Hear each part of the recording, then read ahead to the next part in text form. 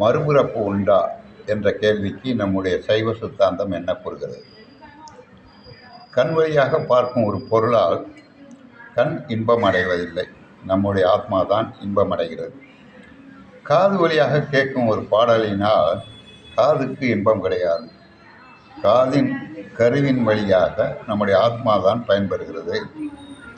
ஒரு மூக்கின் வழியாக வாசனை வந்தால் மூக்குக்கு எந்த பயனும் கிடையாது, அதனால் அந்த ஆத்மா தான் பயன்படுகிறது. இவையெல்லாம் ஜடப்பொருள்.